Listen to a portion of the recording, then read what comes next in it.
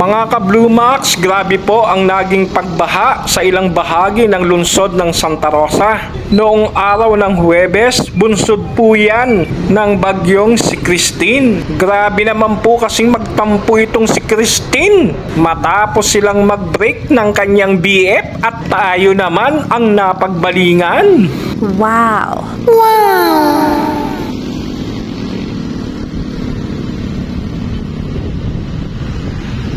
Mga ka-Bluemax, ang video pong ito ay kuha kahapon, araw ng Biyernes.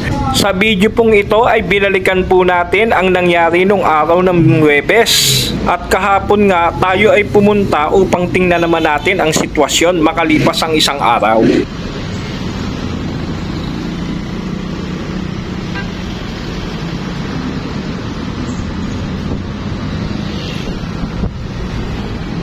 Nasa tapat na po ako na SM niyan at pupunta po tayo sa Arcillas Boulevard.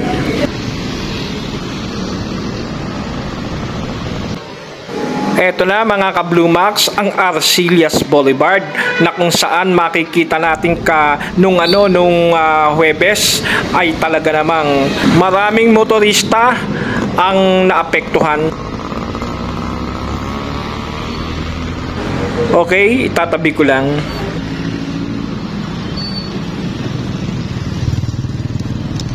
Ito po yung papasok sa Jordan 1.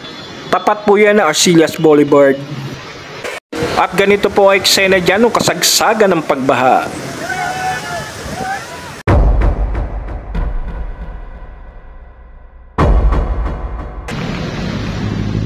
At ito naman po yung tulay dito.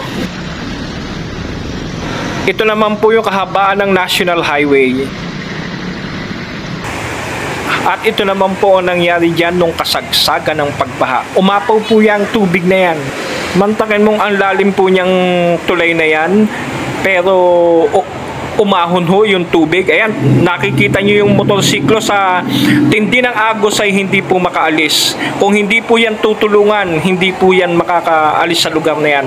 At baka matangay po yung kanyang motor.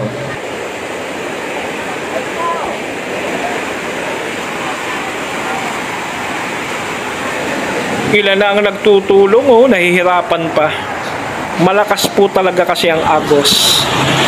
Kaya dapat magpasalamat po tayo sa mga taong nag-volunteer para tulungan ang ating mga motorista.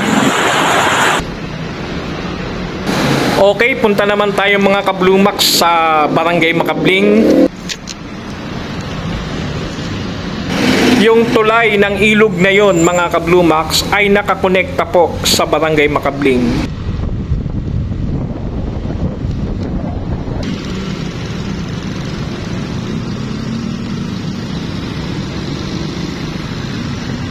Sa bidyong ito mga ka-Bluemax ay papasok po tayo sa barangay proper ng Barangay Makabling. Sa bukana pa lang ay makikita natin yung mga debris ng nasabing baha.